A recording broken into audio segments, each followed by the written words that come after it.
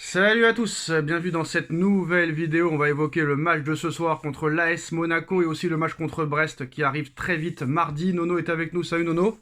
Salut Sacha. Alors première bonne nouvelle, Nuno Mendes a signé une prolongation de contrat, un nouveau contrat avec le Paris Saint-Germain pour 5 années supplémentaires. Le joueur aura désormais l'un des plus gros salaires du Paris Saint-Germain grâce à une revalorisation de son salaire et un contrat encore plus long. Information Fabrizio Romano, Nono, voilà, hein.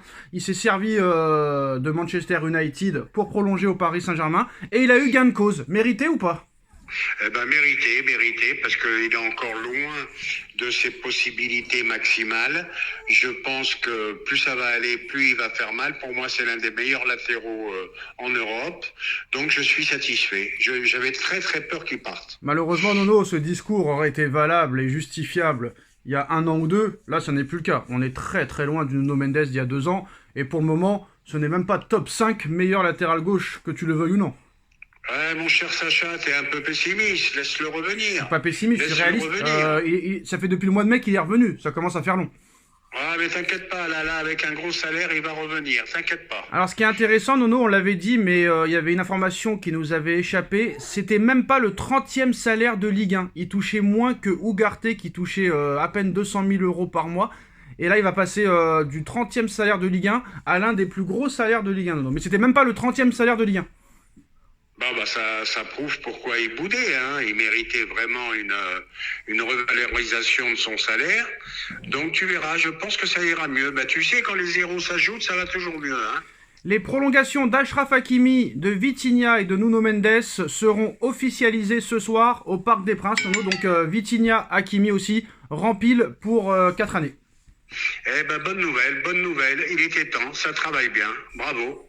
Ça travaille bien et en plus de ça, pour couronner le tout, Luis Enrique a prolongé jusqu'en 2027. La prolongation de contrat de Luis Enrique jusqu'en 2027 sera aussi officialisée ce soir au Parc des Princes avant le match de l'AS Monaco. Alors j'ai deux questions, Nono. La première, est-ce que cette prolongation est justifiée? Et la deuxième, est-ce que Paris s'est enfin bien travaillé parce qu'ils l'ont prolongé seulement d'une année supplémentaire, c'est-à-dire jusqu'en 2027, enfin 2 années supplémentaires, excusez-moi, jusqu'en 2027, alors qu'à l'époque ça aurait prolongé de 4 ou 5 ans. C'est du beau boulot, c'est du beau boulot. Enrique est en train de poser sa patte. Ça peut aller de mieux en mieux en plus. Donc oui, je confirme, du bon travail à tous les niveaux. Alors moi pour la prolongation de Enrique, oui je suis content parce que même si on se fait éliminer, pas contre Brest j'espère, mais contre le Barça ou contre le Liverpool, ce sera normal sur le papier de s'être fait éliminer contre ces équipes-là. Mais peut-être que l'année prochaine, tu reviendras plus fort. D'ailleurs, Nono, Enrique, hier, a dit que je confirme qu'on est meilleur cette saison sans Mbappé. Il a peut-être pas tort. Il y a un collectif qui est plus important. Tout le monde court, tout le monde défend. C'est vrai, il y avait un phénomène qui s'appelait Mbappé, mais qui malgré tout déséquilibrait l'équipe. Regarde, c'est ce qui se passe au Real en ce moment. Là, tout le monde attaque, tout le monde défend. C'est très bien. Alors le PSG travaille sur d'autres prolongations de contrat pour des joueurs cadres de l'équipe. Barcola, déjà Désiré Doué alors qu'il vient à peine d'arriver. Et Nono, par contre, le PSG et Luis Campos n'ont pas encore trouvé d'accord pour sa prolongation de contrat, mais apparemment ça ne veut pas le prolonger. Et en fait, le PSG voudrait faire de Luis Enrique un Sir Alex Ferguson de Manchester United ou un sort de Arsène Wenger à Arsenal, genre manager général, c'est-à-dire entraîneur plus le gars qui s'occupe du mercato, quoi. Je pense que ça va finir comme ça va être le Arsène Wenger du PSG. C'est vraiment, puis on s'en aperçoit dès maintenant, c'est vraiment le boss du PSG en ce moment. C'est mieux que ça se passe comme ça, parce que vu que les recrues de Campos, lui, il en veut pas, et en plus, ça donne pas satisfaction, donc... Après, Campos, je pense qu'il aurait été quand même utile pour négocier les transferts, Nono. Oui, d'accord, mais qu'est-ce que tu veux? Il y a eu 2 erreurs qui ont quand même pesé lourd dans la balance. Ramos et Kolo Muani qui ont coûté très très cher. Et là, il pourra s'en prendre qu'à lui-même si... Et Ugarte aussi. Ugarte aussi.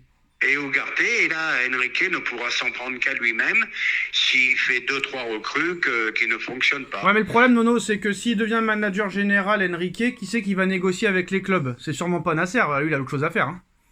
Nasser a autre chose à faire, mais moi je me rappelle qu'à l'époque de Wenger, il s'occupait aussi des transferts, hein. Bah, s'il a le courage, mais bon, je pense pas que ce soit son style à Enrique de négocier avec des. Parce que c'est dur, hein. C'est très dur de négocier avec les clubs, ça peut durer des mois, des mois et des mois. Je pense que l'autre, il a autre chose à faire, à moins de trouver un directeur sportif qui soit vraiment en accord complet avec Enrique. Mais Sacha, ça s'est déjà fait, hein. Ferguson, Wenger, Guardiola qui s'occupait du recrutement aussi, malgré qu'il avait un directeur sportif. Nono, Wenger et Alex Ferguson, ils avaient une tonne d'adjoints à côté d'eux, c'est pas le cas d'Enrique. Eh ben, ça peut se passer aussi avec Enrique. D'ailleurs, des fois, Ferguson, il allait même pas aux entraînements, des fois, il regardait de chez lui pour voir comment ça se passait, et il venait juste en match à la fin, quand c'était vraiment, quand il commençait à être vieux. Mais bon, je vois pas Enrique négocier avec des clubs pendant des heures et des heures. Mais bon. Je pense qu'ils vont recruter une cellule de recrutement. Alors, Nono, en ce qui concerne le match de ce soir, bah, ça va un petit peu faire tourner. Hein, Pacho au repos, Vitinha au repos. Donc ce soir, on devrait avoir une ligne d'attaque Dembélé en faux neuf, Barcola à droite pour faire jouer Kvaratskhelia à gauche. Toujours Kangin Lee, hein. Kangin Lee, l'indispensable Kangin Lee. Vitinha, Fabian Ruiz et Neves à droite apparemment, Nono. Alors là c'est bizarre. Neves à droite, Marquinhos, Beraldo dans l'axe et Mendes à gauche. Après c'est la composition probable. Hein. On sait que Enrique aime bien rendre fou les journalistes, donc c'est peut-être pas l'équipe sûre à 100%. Ça peut changer à la dernière minute. Bon, un peu déçu que mon petit Désiré Doué ne soit pas là. Bah, il le préserve pour mardi soir. Eh ben, espérons. Donc, Nono, voilà pour le match contre Monaco. Petit prono contre Monaco, Nono? Oh, Monaco, je vois bien une petite victoire par 2-1 ce soir. Et c'est l'information de l'équipe aujourd'hui, Nono. Ça vient de sortir il y a quelques minutes. Vinicius commence à être source de tension en interne au Real Madrid. Cela est dû au fait de contester systématiquement les décisions arbitrales autant que ses emportements et ses provocations et de ne pas arriver à se canaliser. Le Real commence à en avoir marre aussi de son attitude depuis l'arrivée de Mbappé, mais malheureusement, voilà, c'est pas pour défendre Vinicius, Nono, mais quand tu gagnes 2 Ligues des Champions, quand tu fais gagner tout à ton club et qu'on te fait ramener un mec qui veut jouer à ta place, et qu'en plus de ça, qui n'est pas bon, et qu'en plus de ça, on te dit, bah cet été, si tu veux partir, pars, parce qu'on va lui faire de la place à lui, moi je peux comprendre que Vinicius soit énervé, Nono. Eh ben Nono, t'es un phénomène, parce que mis à part son comportement à Vinicius qui est déplorable, mais il y a de quoi, comme tu as dit, il a tout gagné, phénomène comme joueur, qu'est-ce qu'on fait de mieux? Qu'est-ce qu'on fait? Eh ben on ramène Mbappé, et tu lis tous les papiers, toute la presse madrilène ou catalane, eh ben voilà, la priorité pour Pérez, c'est Mbappé qui doit être la tête de gondole du club, donc moi je l'avais annoncé depuis longtemps, hein. Mbappé, Vinicius, ça me rappelle Neymar, Mbappé. Les deux ne peuvent pas cohabiter, c'est impossible. Et ben voilà, ce sera la fin de cette vidéo. Dites-nous en commentaire ce que vous en pensez. On like, on partage, on commente, on s'abonne. Merci Nono et à ce soir tous. Tchuss.